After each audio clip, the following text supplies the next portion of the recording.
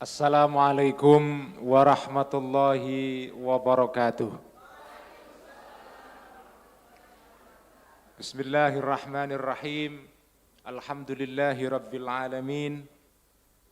Wassalatu wassalamu ala ashrafil mursalin. Sayyidina wa habibina wa maulana wa qurrati a'yunina Muhammadin wa ala alihi wa ashabihi ajma'in, amma ba'd. Para kiai, para ulama, para tokoh-tokoh masyarakat, para akademisi, para pejabat, wabil khusus yang saya hormati Bapak Dirjen Dikti Ristek Profesor Dr. Rarnet Abdul Haris MSc, yang saya hormati juga Rektor Universitas Sumatera Utara Profesor Dr. Muryanto Amin MSI, yang saya hormati pejabat Gubernur Sumatera Utara yang diwakili oleh Insinyur Suherman, yang saya hormati guru kita semua, Rois Syuriah, pengurus besar Nahdlatul Ulama, Buya Ki Haji Ali Akbar Marbun, dan para kiai-kiai yang lain yang hadir di majelis dan ruangan yang terhormat ini. Saya harus memberikan keterangan sedikit tentang Kiai Haji Ali Marbun ini. Saya beri syarah sedikit. Kiai Ali Marbun ini memang kiai yang istimewa karena merupakan salah satu murid dari Syekh Yasin Isa Al-Fadani di Makkah.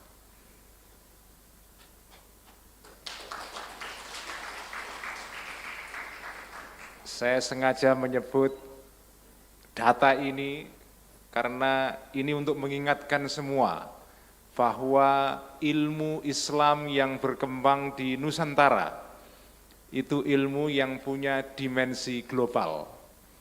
Dan para ulama dan sarjana-sarjana Muslim kita, terutama yang mengajar dan mengembangkan pendidikan Islam di surau-surau, di pondok pesantren, di dayah-dayah, mereka itu semua menjadi bagian dari jaringan keilmuan global.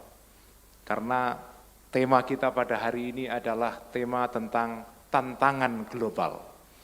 Para hadirin dan hadirat, para mahasiswa, para mahasiswi yang hadir pada kesempatan pagi hari ini. Pertama-tama saya memberikan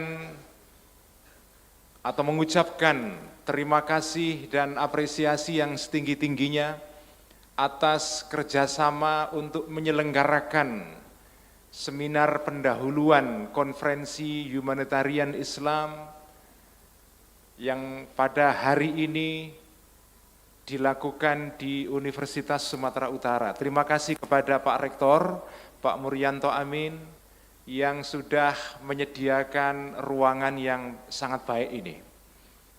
Terima kasih juga kepada pihak-pihak lain yang sudah terlibat di dalam menyiapkan sejumlah seminar pendahuluan. Ada pihak dari Abdurrahman Wahid Center UI, ada Makara Art Center UI, dan juga pihak-pihak lain yang terlibat di dalam penyelenggaraan seminar pendahuluan ini. Hadirin dan hadirat Bapak Ibu sekalian yang saya hormati, seminar yang diadakan pada hari ini adalah seminar pendahuluan. Dan pidato saya pada hari ini adalah pidato yang diandaikan sebagai keynote speech untuk mengantarkan seminar pada hari ini.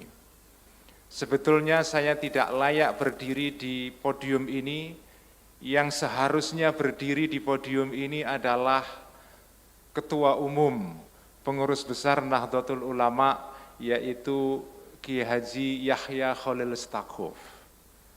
Saya ini hanya mirroring saja, ya. Hanya menjadi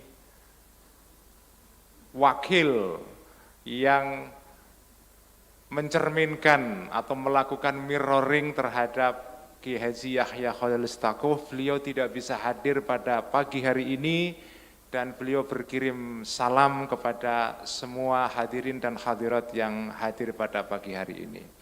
Beliau sedang tidak sehat, tetapi kalau menurut kawan saya Dr. Sastro, memang Ketua Umum tidak boleh keluar dari Jakarta sebelum tanggal 20 Oktober. Ini kalau menurut kawan saya Dr. Sastro. Bapak Ibu sekalian, seminar pada hari ini adalah pengantar kepada konferensi yang disebut dengan Konferensi Humanitarian Islam yang akan diselenggarakan di Jakarta pada tanggal 5 hingga 6 November bulan mendatang. Acara ini acara yang digagas oleh pengurus besar Nahdlatul Ulama, tetapi konvenernya atau yang aktif menjadi tuan rumah secara ilmiah dari konferensi ini adalah seorang profesor ahli Indonesia dan ahli Islam yang mengajar di Boston University, yaitu Profesor Dr. Robert Hefner. Beliaulah yang menjadi konvener atau penggagas yang mengadakan seminar humanitarian Islam ini di Jakarta dengan mengundang sejumlah sarjana-sarjana luar negeri dari Eropa dan Amerika. Dan juga konferensi ini akan diikuti oleh sejumlah sarjana dan para kiai ulama dari Indonesia. Konferensi ini akan dibuka pada tanggal 5 November di Universitas Indonesia dan akan dibuka langsung oleh Presiden terpilih Prabowo Subianto. Konferensi ini juga akan dihadiri dalam pembukaannya nanti oleh Sekjen Rabithah Alam Islami atau Muslim World League, yaitu Profesor Dr. Abdurrahman Al-Isa dari Saudi Arabia. Event ini event yang merupakan event besar yang bersifat internasional yang diselenggarakan oleh pengurus besar Nahdlatul Ulama sebagai bagian dari usaha Nahdlatul Ulama untuk terlibat di dalam panggung global. Ini adalah bagian dari NU atau Jam'iyah Nahdlatul Ulama untuk terlibat di dalam memikirkan isu-isu global. Saudara-saudara, para hadirin dan hadirat yang saya hormati, perjuangan umat Islam di Indonesia, terutama perjuangan para kiai-kiai dan ulama dari Jam'iyah Nahdlatul Ulama sudah cukup sukses, sudah cukup berhasil pada tingkat nasional. Kita berhasil melahirkan negara Indonesia, merawatnya, membangunnya, mengembangkannya. Dakwah kita, dakwah yang dasar dan landasannya adalah membangun peradaban dengan asas atau fondasi rahmat. Dan rahmat ini bukan rahmat yang terbatas bagi umat Islam saja, tetapi juga untuk semua bangsa Indonesia. Kita cukup berhasil membangun dakwah ini. Nah, kita kepingin melebarkan khidmah ini tidak saja pada level nasional, tetapi kita juga ingin melebarkannya pada level yang lebih luas lagi, yaitu pada level global. Inilah latar belakang dari gagasan tentang humanitarian Islam. Saya ingin menjelaskan sedikit tentang istilah humanitarian Islam ini. Kebetulan Bapak Ibu sekalian, saya berkesempatan, saya pribadi mendengarkan pidato pembukaan seminar seperti ini yang diadakan di Universitas 11 Maret di Surakarta, Pak Rektor. Kira-kira sebulan yang lalu. Gus Yahya pada saat itu menyampaikan pidato yang cukup panjang dan sangat komprehensif menjelaskan gagasan tentang humanitarian Islam ini. Bapak Ibu sekalian, humanitarian Islam ini sebagai istilah dalam bahasa Inggris ini bisa menimbulkan salah paham.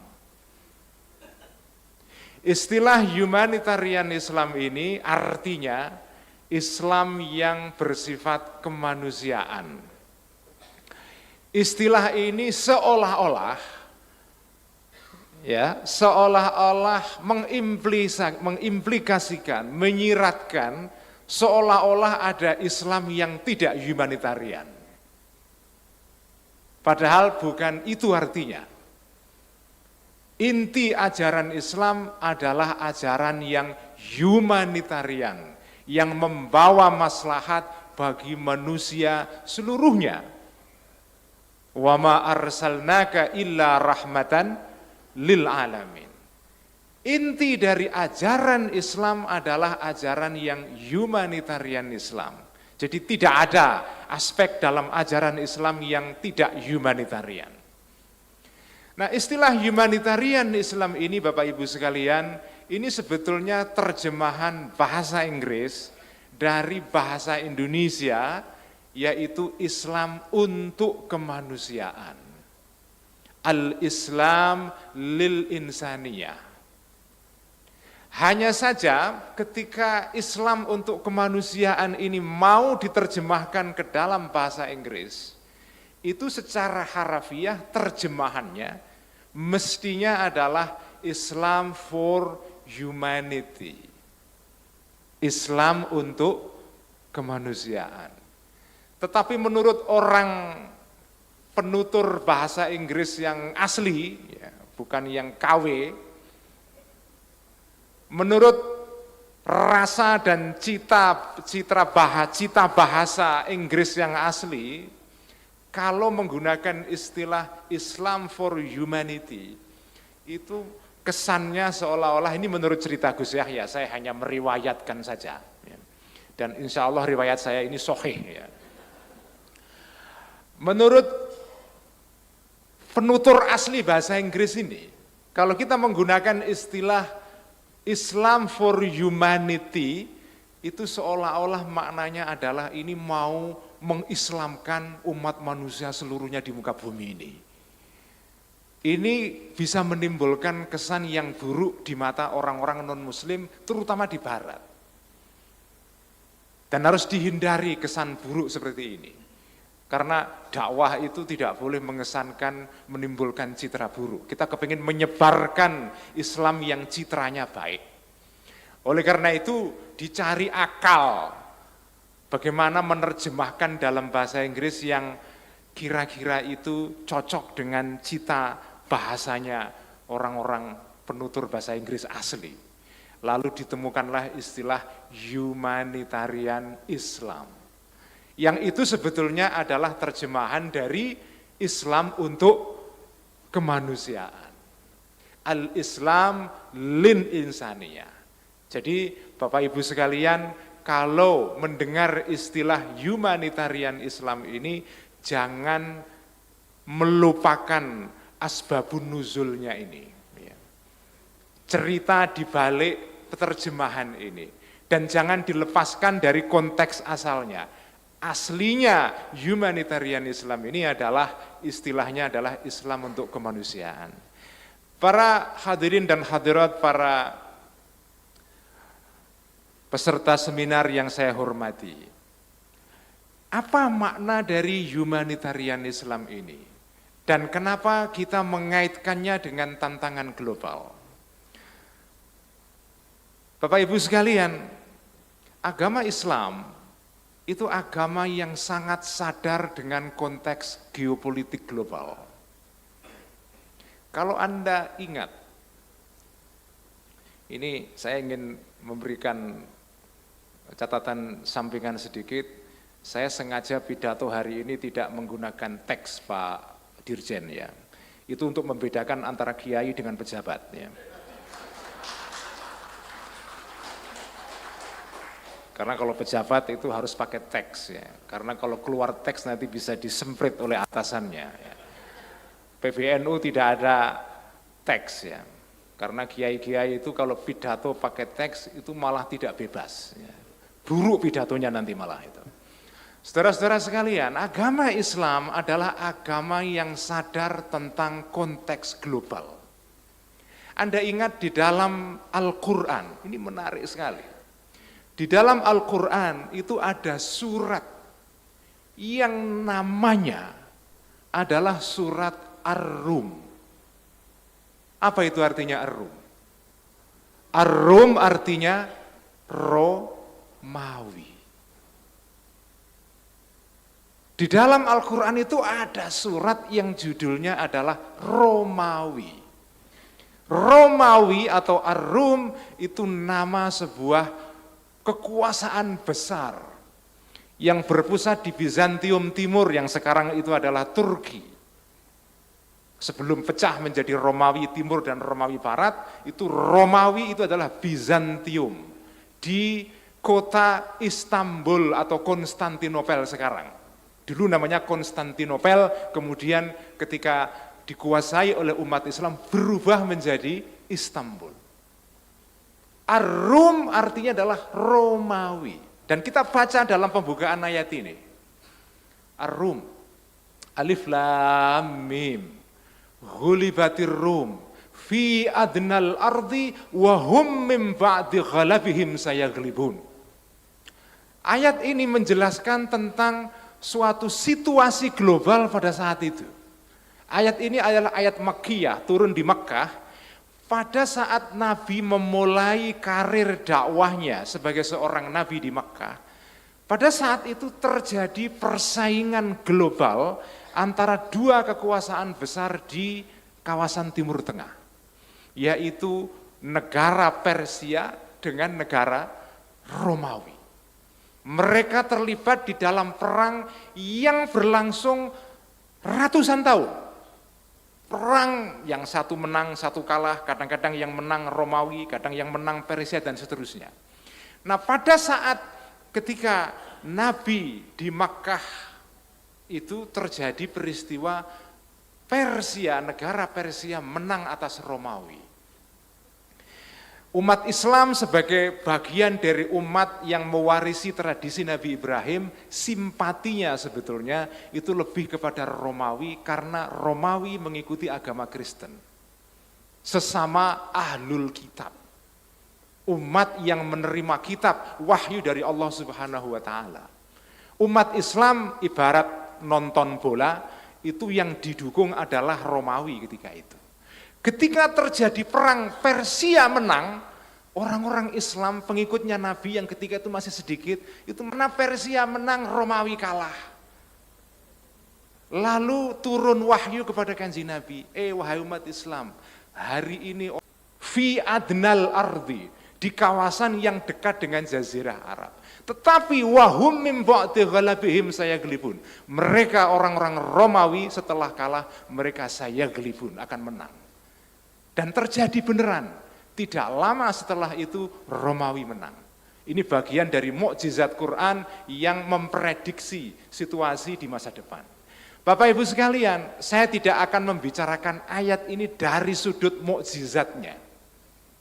Saya membahasnya dari sudut tentang kesadaran tentang konteks global. Agama Islam itu agama yang sadar tentang konteks global.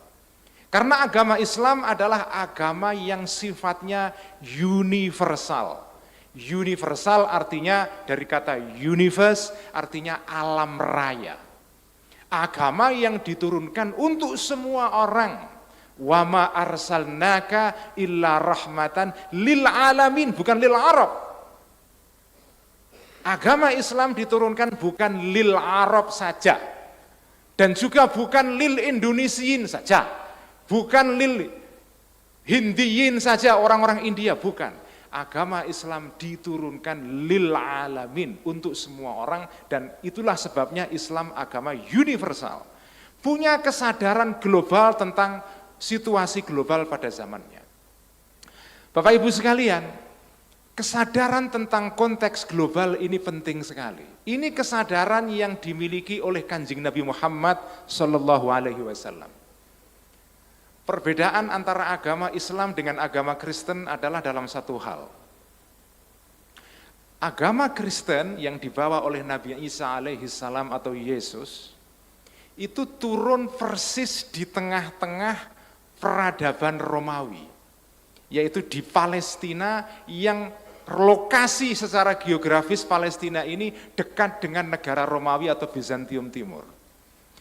Agama Islam diturunkan oleh Allah Subhanahu wa taala.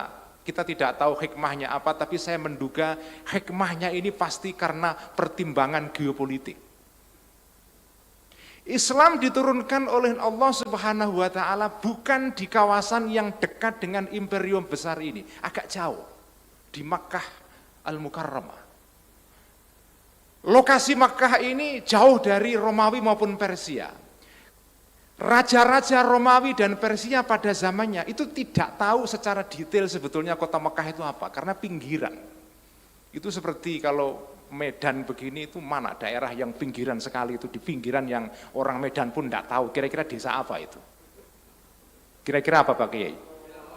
Belawan misalnya. Gak ada orang tahu. Google pun tidak akan menjangkau. Makkah itu posisinya terhadap Bizantium dan Persia itu seperti itu. Tanah di pinggiran yang tidak diketahui siapa-siapa. Muncul nabi besar di situ, membangun peradaban pelan-pelan. Saya mengandaikan Bapak Ibu sekalian, kalau seandainya Islam turun di Palestina, seperti yang dialami oleh agama Kristen, saya membayangkan Islam tidak akan bisa berkembang sepesat sekarang. Apa nasib Nabi Isa ketika berdakwah di Palestina?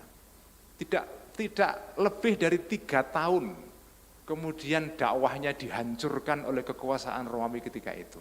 Disalib, dibunuh, meskipun beliau tidak mati, dalam kepercayaan kita Nabi Isa tidak mati dan tidak disalib. Beliau tidak disalib tapi diangkat oleh Allah Subhanahu wa taala ke langit. Tetapi poinnya adalah agama Kristen turun di tengah-tengah kekuasaan besar ini dan dianggap sebagai pemberontakan. Karena itu langsung dihabisi. Agama Islam turun di dalam peta geopolitik yang lain. Islam diturunkan oleh Allah Subhanahu wa taala di pinggiran peradaban besar ketika itu, sehingga tidak diganggu oleh 2 kekuasaan ini. Begitu Islam membangun peradaban pelan-pelan, mula-mula di Makkah, dilanjutkan di Madinah, membesar, terjadilah perjumpaan atau pertempuran pertama-tama antara umat Islam dengan Romawi, perang Tabuk yang paling terkenal. Tetapi ketika itu Islam sudah besar jadi kekuatan politik. Ini saya menduga hikmahnya, saya tidak tahu, wallahu a'lam bishawab, tetapi dalam bacaan saya, Allah ini menurunkan Islam di Makkah dan Madinah ini karena mungkin, wallahu a'lam bishawab, mungkin pertimbangan geopolitik global ketika itu. Poin saya adalah agama Islam adalah agama yang sangat mempertimbangkan tentang peta geopolitik. Bahkan di Quran pun ada ayat yang dinamai dengan negara Romawi yang merupakan negara Kristen ketika itu. Kira-kira kalau Quran turun zaman ini mungkin ada surat judulnya itu Amerika Serikat. Mungkin kok begitu, mungkin ya. Tapi ini andaian saja ya. Jangan dianggap serius ya. Jadi begitu pentingnya tentang konteks geopolitik global. Nah saudara-saudara sekalian, humanitarian Islam ini adalah dakwah, usaha yang dilakukan oleh Nahdlatul Ulama melalui pengurus besar Nahdlatul Ulama Gus Yahya Khalil Stakuf sebagai ketua umum, ini adalah upaya istilah ini diciptakan atau gagasan ini diciptakan atau dimunculkan sebagai bagian dari usaha NU terlibat untuk ikut mengatasi situasi global saat ini. Bapak Ibu sekalian, kalau kita lihat peta global saat ini, Masya Allah, ancaman konflik, ketidakstabilan global luar biasa. Kita sekarang ini sedang hidup di dalam persimpangan jalan. We are at the crossroad of global civilization. Kita berada di dalam persimpangan peradaban global. Kalau di dalam kalangan para pengamat-pengamat di barat, itu ada istilah the West and the rest. Barat dan selebihnya, seolah-olah yang bukan barat itu tidak penting, disebut sebagai the West and the rest. Peradaban barat saat ini sedang mengalami proses penurunan. Kalau pakai istilah Ibnu Khaldun, peradaban barat sekarang ini sedang mengalami penurunan dalam aspek asobiyahnya. Dalam teori Ibnu Khaldun ini seorang ulama besar, ahli peradaban, tetapi juga ahli fikih. Ini qadhi, ahli fikih dalam madhab Maliki yang hidup di Kairo, meskipun aslinya dari Andalusia, dari Spanyol, beliau ini ahli sejarah, ahli peradaban.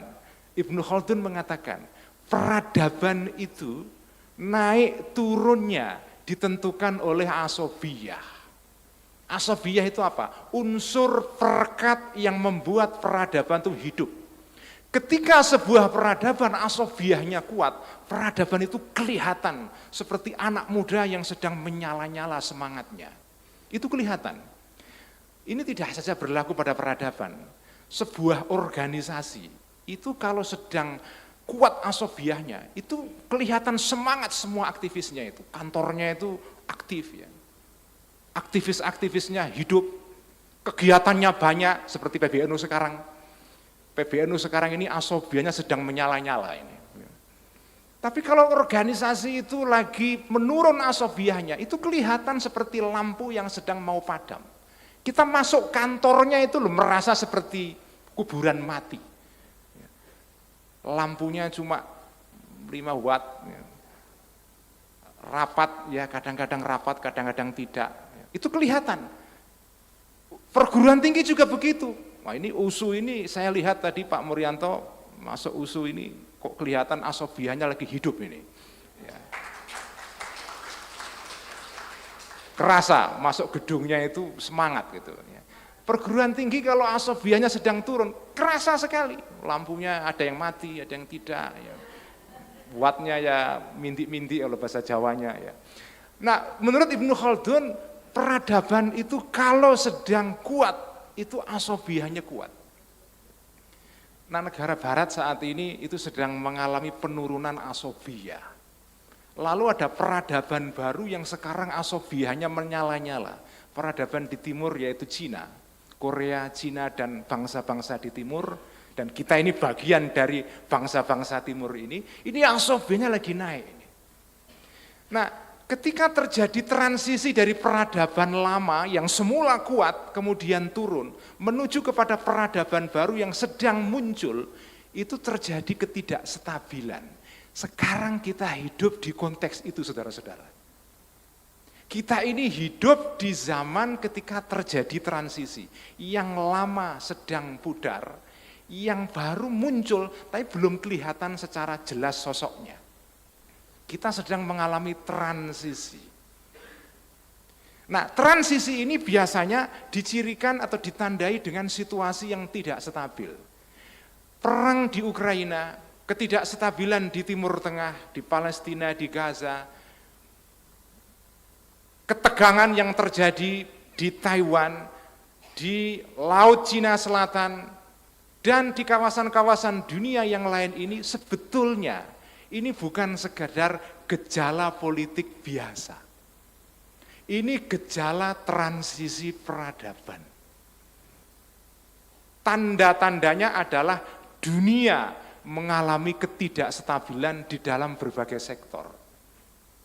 Sekarang ini kalau di dalam sektor militer dan politik terjadi perang dan segala macam, di sektor budaya kita juga sedang mengalami transisi ketidakstabilan, apa yang sering disebut dengan disrupsi sosial. Karena ditemukannya teknologi komunikasi baru yang namanya adalah digital technology.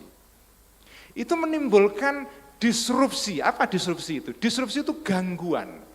Cara hidup lama sudah tidak bisa dipakai lagi. Tetapi cara hidup baru juga belum jelas sosoknya. Kita mau kemana ini belum tahu sebetulnya. Apa yang sosok dunia, apa corak dunia setelah Amerika Serikat, kita belum tahu. Kita belum tahu. Tetapi yang jelas Amerika sekarang ini sudah menjadi pelan-pelan masa lampau. Eropa sudah menjadi masa lampau, jelas. Amerika sedang in the process of being the past, bagian dari masa lampau. Cuma masa depannya gimana? Kita belum tahu. Kita masih mengalami situasi yang tidak jelas sekarang ini, transisi. Nah, ini di dalam situasi transisi Bapak Ibu sekalian, apa yang dibutuhkan? Yang dibutuhkan adalah orientasi yang jelas. Karena biasanya ciri khas situasi transisi adalah disorientasi. Kita kehilangan arah.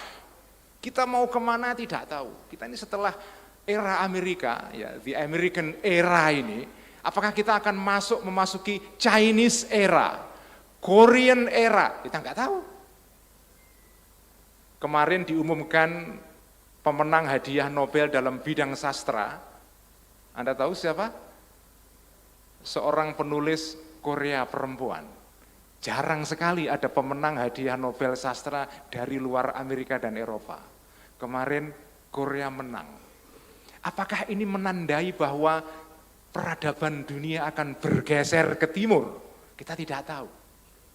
Nah, dalam situasi yang seperti ini kita membutuhkan kompas, membutuhkan arah, membutuhkan orientasi. Humanitarian Islam sebetulnya digagas oleh PBNU dalam kerangka memberikan kompas. Minimal kalau kompas ini bukan kompas untuk semua masyarakat dunia, minimal untuk orang Islam. Minimal itu.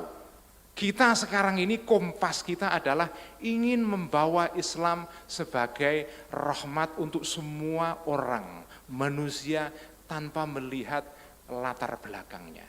Inilah gagasan humanitarian Islam ketika digagas oleh NU, oleh PBNU, oleh Gus Yahya dalam rangka untuk memberikan sumbangan di dalam situasi yang serba tidak menentu hari-hari ini. Kita sedang mengalami transisi.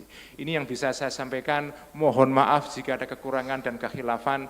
Ini bukan pidatonya Gus Yahya, tapi tidak jauh-jauh lah dari pikirannya Gus Yahya, insya Allah ya, insya Allah. Sekian, wallahul muwaffiq ila aqwamit thoriq. Wassalamualaikum warahmatullahi wabarakatuh.